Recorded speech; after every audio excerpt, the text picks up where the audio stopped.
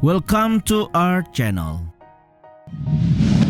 Setiap kepercayaan diyakini datang dari petunjuk ilahi yang ditujukan kepada manusia pilihan.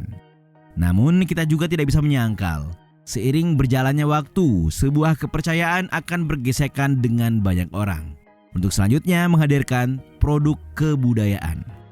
Karena itu kekeliruan tidak terhindarkan, sehingga penting untuk melihat akar dari suatu persoalan.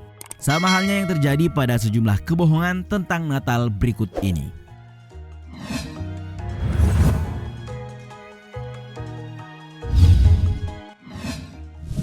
Menulis Xmas tidak sopan. Natal adalah perayaan setahun sekali, di mana orang Kristen merayakan kelahiran Yesus Kristus dan menyebarkan keceriaan Natal. Saat itulah mereka harus menggunakan nama Kristus sebanyak mungkin.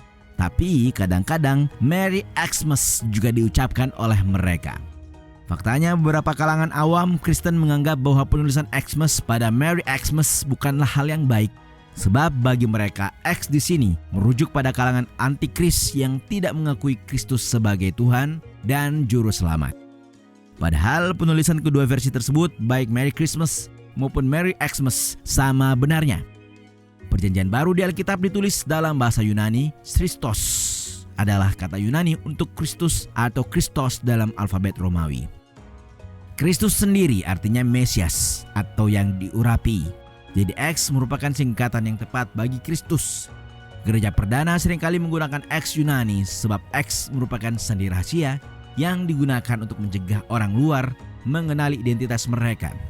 Jadi meskipun di masa sekarang sebagian orang menggunakan kata Xmas untuk mengurangi kesan religius, namun demikian asal kata tersebut sangat Kristiani.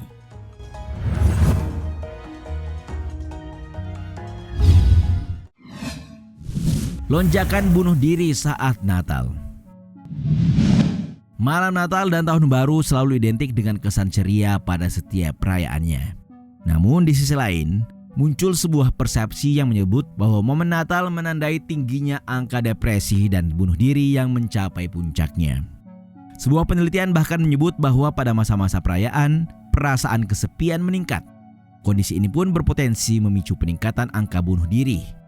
Namun di sisi lain, penelitian lain yang dihimpun oleh National Post pada 2019 membantah hal tersebut, atau mungkin menyangkal bahwa hal itu tidak sepenuhnya benar.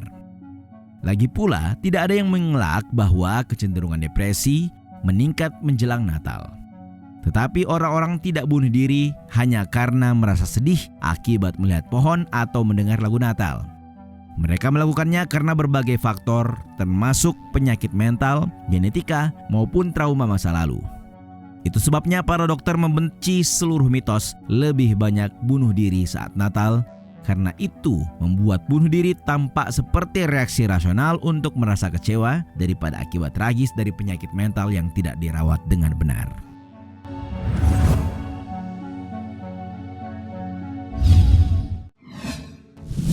Yesus lahir pada hari Natal.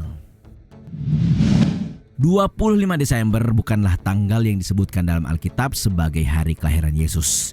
Sehingga penting untuk diketahui bahwa tidak ada perayaan oleh gereja pada awalnya. Akibatnya ada sejumlah catatan berbeda tentang bagaimana dan sejak kapan tanggal 25 Desember dikenal sebagai hari kelahiran Yesus. Salah satu teori umum tentang mengapa Natal dirayakan di tanggal tersebut dijabarkan dalam The Golden Bough, sebuah studi perbandingan agama dan mitologi abad ke-19 yang sangat berpengaruh dan ditulis oleh antropolog Sir James George Fraser. Di situ tertulis sekitar tahun 200 Masehi, orang Kristen Mesir menganggap tanggal 6 Januari sebagai tanggal kelahiran, yang mana itu merupakan kebiasaan memperingati kelahiran Juru Selamat. Kemudian pada akhir abad ketiga atau awal abad keempat, Gereja Barat yang tidak pernah mengakui tanggal 6 Januari sebagai hari kelahiran, mengadopsi tanggal 25 Desember sebagai tanggal yang sebenarnya. Seiring berjalannya waktu, keputusan tersebut diterima oleh Gereja Timur. Dalam kalender Julian, tanggal 25 Desember dianggap sebagai titik balik matahari musim dingin dan dianggap sebagai kelahiran matahari.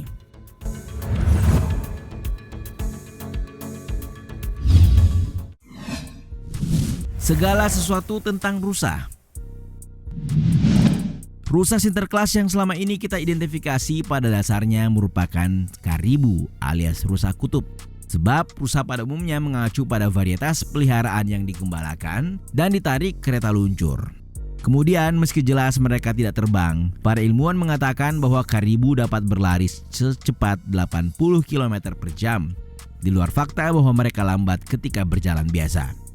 Karibu juga dikenal suka berkeliling dengan melakukan perjalanan hampir 5.000 km dalam setahun, di mana pergerakan tersebut merupakan yang terlama selama IUCN mendokumentasikan semua aktivitas mamalia darat.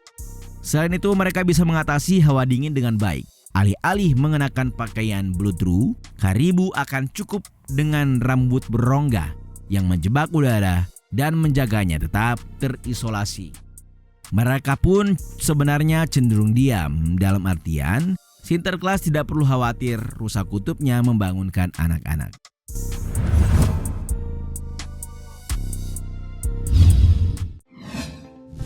Natal adalah ide Kristen. Sebagaimana diketahui, Alkitab tidak pernah menyebut tentang kelahiran Yesus Kristus, sehingga bisa dikatakan bahwa Natal mendapatkan popularitas dan tradisi baru seiring berjalannya waktu. Faktanya, festival musim dingin telah ada di seluruh dunia sejak zaman kuno, dan akhirnya banyak dari tradisi festival tersebut dikaitkan dengan Natal.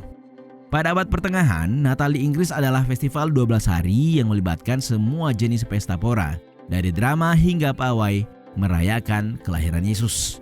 Di sisi lain, Jerman dikreditkan karena melahirkan satu simbol universal, yaitu pohon Natal yang berevolusi dari tradisi pagan mendekorasi dengan cabang pohon.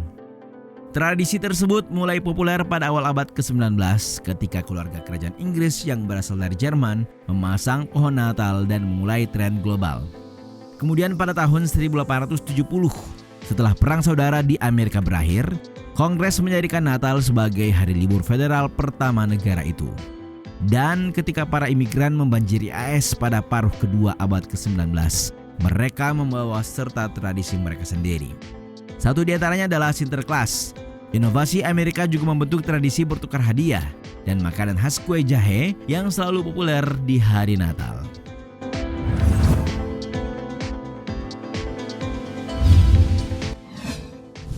Segala sesuatu tentang tiga raja. Banyak lagu Natal menyebut tentang tiga raja yang mengikuti sebuah hewan dan datang untuk memberi penghormatan kepada bayi Yesus di Bethlehem. Namun faktanya mereka tidak disebut raja di dalam Alkitab dan jumlahnya pun tidak ditentukan. Sebaliknya mereka hanya disebut sebagai orang bijak dari timur. Bisa jadi karena banyak istana di timur, termasuk Babel kuno dan Persia. Astrolog terpelajar sering menjabat sebagai penasihat imam dan mempraktikkan seni sihir. Sehingga selama berabad-abad setelahnya, 3 orang Majus telah ditafsirkan sebagai raja. Selain itu, penggambaran Natal yang populer tampaknya memadatkan kisah kelahiran, di mana ketiga raja seolah-olah muncul di Bethlehem pada hari Natal. Padahal, perayaan tradisional menempatkan kunjungan mereka 12 hari setelah Natal. Peringatan resmi kedatangan orang Majus itu dikenal sebagai Hari Tiga Raja atau Epifani, yang merupakan salah satu hari raya tertua agama Kristen. Umat Katolik Roma merayakan Epifani pada 6 Januari. Sedangkan agama Kristen Ortodoks merayakannya pada 19 Januari.